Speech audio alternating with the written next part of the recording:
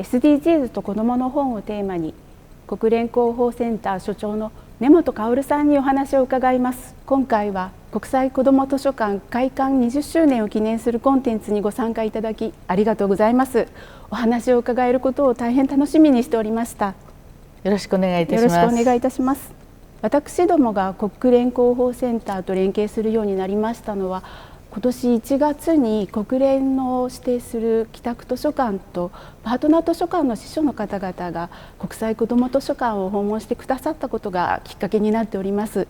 その際は見学していただきありがとうございます。本当にありがとうございます。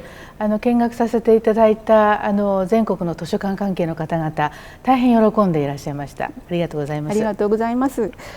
その後私たちもパートナーシップになりまして SDGs に取り組まれている全国の図書館とつながっていることを大変心強く思っております。図書館というのはアウトリーチの拠点ですよね。思いを持った方々が集まる拠点、知的好奇心を持って集まる方々にとっての拠点、そういった拠点の一つとして、皆様にパートナーシップ図書館として加わっていただいたこと、とても嬉しく思ってます。ありがとうございます。私はこちらの子ども図書館ですね、プライベートでもよく来てたんです。ありがとうございます。こちらはどういう狙いで作られた図書館なんですか？国立国会図書館の支部の図書館として国際子ども図書館というのが開館いたしました。当時子どもたちの読書離れというのが言われて久しくてですね、国立の子どものための図書館が必要だという、社会的な動きもありまして、国立国会図書館として児童書の専門図書館を設立いたしました。企画展示もあったり、はい、それからこの建物も素晴らしいですよね。そうですね。こちらの国際子ども図書館の建物は明治期に建築されました帝国図書館を修復再生した建物になります。今ここのお部屋は昭和期に増築した場所になるんですけれども、閲覧室として使っていた場所になります。非常に天井が高くて豪華なシャンデリアもかかっているんですけれども、これも当時の状況を復元したものになります。スペシャル感あふれる図書館で、はい、こういう図書館でね本を読む、本に触れることができると、その子どもの情操教育にすごくプラスの面がね、出てくるんじゃないかなと思ったりもするんですけれども、はい、そうであってくれればいいなというふうに思っております。それから美術館街のど真ん中にありますよね。はい、それも大きな特徴ですね。はい、いらっしゃる来場者のその年代別、それから男女別の特徴ってどういう人たちになるんですか？国際子ども図書館ということで、子どもっていう名前がついているんですけれども、来館される方が子どもが一番多いというわけではないんですね。上野という場所ということもあるんですけれども、なかなかお子さんが一人で来ていただくっていうにはなかなか難しい場所でもありますので、お父さんお母さんあるいはおじいちゃんおばあちゃん、大人の方に連れてきていただくっていうお子さんが多いと思います。なので利用者の統計を取りますと、どうしても大人の方の利用が多いです。それから子どものための図書館というだけではなくて、研究者を支援するという機能も持っておりまして、新館に児童書研究資料室というお部屋があるんですけれども、調査研究が十分にできる環境を整えておりまして、児童書を研究される方を支援するという側面も持っております。今回は SDGs と子どもの本というテーマなんですけれども、 SDGs という言葉に馴染みのない方もいらっしゃるかもしれません。少し説明していただけますでしょうか？はい、SDGs というのはサステナブル・ディベロップメント・ゴールズ、その頭文字 S と D と Gs を取った SDGs、持続可能な開発目標と日本語では言います。これはですね、2015年9月国連総会で行われたサミットで全ての国連加盟国の総意で採択された持続可能な開発のための2030アジェンダという文書があって、その中の一部が SDGs なんですね。でこれは2030年をゴールイヤーとして環境、経済、そして社会のバランスをとって17つもの分野を統合的に束ねて全ての国が全力を挙げて実現を目指すという、そういう世界目標です。でこの背景にはですね、このままでは地球は持続可能ではないと、そういった危機感がありました。新しいミレニアムに入ってミレニアム開発目標、ミレニアム・ディベロップメント・ゴールズの頭文字を取って MDGs と言われるものですけれども、主に途上国の社会開発課題について8つの課題を目標を設けて、で世界全体が取り組んでいくという世界目標でした。そのゴールイヤーが2015年です。でそれと並行して地球環境会議という国連の会議が開かれていて、その、環境をめぐる議論もありました。開発をめぐる議論、そして環境をめぐる議論、この2つが合わさる形で2015年に採択されたのが SDGs です。こちらに SDGs に関する子どもの本を集めてみたんです。はい、SDGs の基本とか、世界を変える SDGs といったような本も出ておりまして、子どもたちが一から SDGs に学べる本も出版されているんだなというふうに思いました。嬉しいですね。今 SDGs 世代というものが生まれつつあります。学校のカリキュラムに SDGs が入るようになって、子どもたちが学校で SDGs について学ぶようになってるんですね。で地域や家庭の課題の中で SDGs につながっているものがある、それについて議論し、それから考えて世界レベルの状況、あるいは世界レベルの議論と結びつけながらですね、考えるという、そういった学びになってます。世論調査をしてみるとですね、若い世代とシニア世代を比べると10代20代の人たちの SDGs の認知度ぐんと高いんですね。それはやはり学校で学んでいるということが背景にあると思います。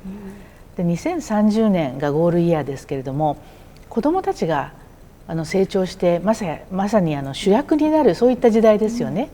ですので自分たちが主役になる時代にとってとても大切な世界目標のことを今から子どもたちが学ぶ、そして担い手になる、そういったところは非常に素晴らしいと思います。子どもたちにとっては身近な問題なのかもしれないですね。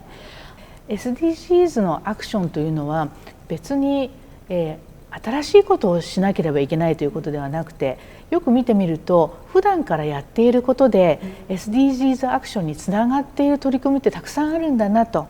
いうことがわかると思うんですね。例えば2020年7月からレジ袋が有料化されました。これは SDGs につながるアクションですね。それからペットボトルからの水をなるべく飲まないようにして使い捨てプラスチックの使用量を減らそうという動き、これもそうです。さまざまな生活の中の取り組みがですね、まさに SDGs につながっているっていうことがこういった本からも分かるんではないかなと思います。子どもたちの課題というのはですね、まず家庭とか地域の課題から目を向けるといいと思うんですよね。例えば今フードロスに関しての関心が高まってます。フードロス削減法案というものが採択されて、今食品ロスをなくしていこうという運動が生まれていますけれども、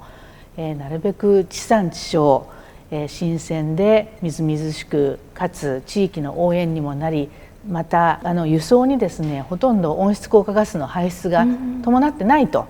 そういうものを積極的に買って使い切って食べきると、これを家庭でお父さんもお母さんも一緒になって実践してもらえるといいですよね。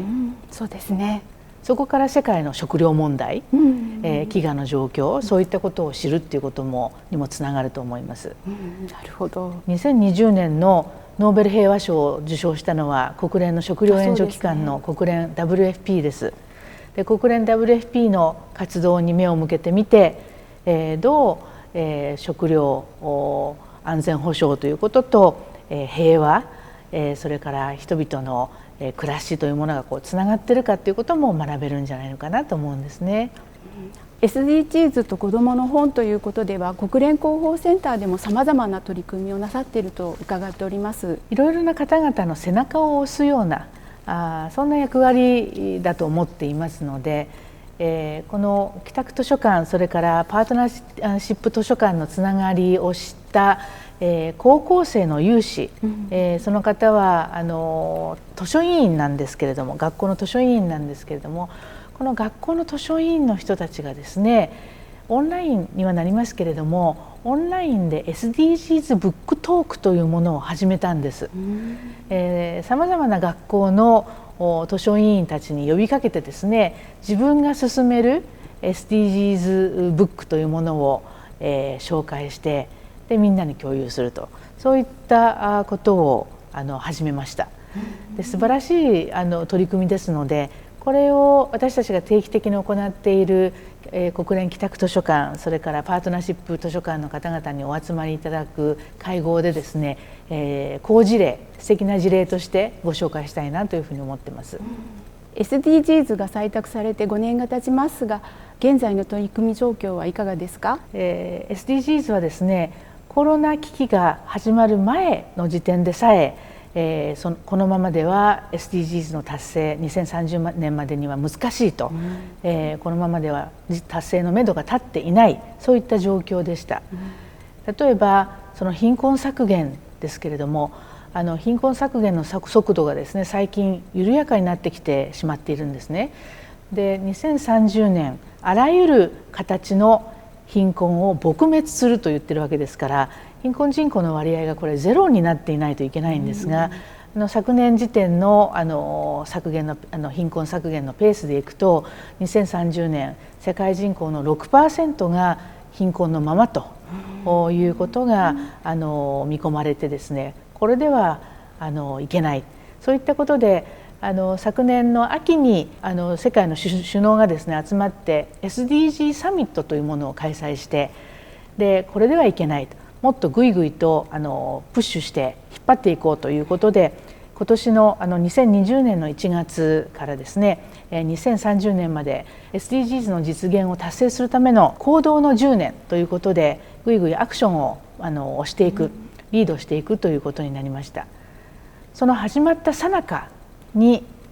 コロナ危機があったわけですね。ギリギリの生活をしていた人たちがその大きな打撃を受けて一気に困窮に陥ってしまったわけです。貧困削減の努力が何十年分も後戻りしてしまったというふうに言われていまして、さらに SDGs の達成がですね遠のいてしまったという現実があります。SDGs のその誰一人取り残さないという大原則がありますが、このコロナ禍で見えてきたのは、置き去りにされがちな人たちの存在が一気に可視化されたわけですね。より大きな打撃を受けるのが正規と非正規労働を比べれば非正規の人たち、あるいはインフォーマルセクターで働いている人たちだったりで、そこに従事している人の多くが女性であるということで、男女を比べれば女性の方が打撃を大きく被っているとか、あるいは外出規制があって、家庭内暴力、児童虐待というようなことに直面している方々はですね、暴力を振るう人たちと一緒の時間が長くなってしまう、そういったことで、より問題が深刻化しているという現状があります。ですので、このコロナからの復興はですね、昔に戻る復興ではなくて、より良い復興、より平等で、より格差がなくて、よりグリーンで、より持続可能な、そんなより良い復興にしなければいけない、そのシステム転換の中で大きくシステムを変えて SDGs の達成に結びつけていこうと、そういうふうに考えています。じゃあ新型コロナウイルスの感染もこれをきっかけに SDGs の取り組みを促進していこうという流れになっている、ということですね。やはりですね、 SDGs がこのコロナ危機が始まる前にもっと進んでいたならばですよ、例えば格差がもっと縮まっていて、それから医療サービスというものがもっと充実していたならば、ここまでひどくはならなかったんじゃないかと言われています。ですので、その SDGs の持っている価値、それからその有効性有用性というものがより明確に再認識されたんじゃないかなと思ってます。わかりました。ありがとうございます。パート2では SDGs に関して図書館や子どもの方にできることについて引き続きお伺いしたいと思います。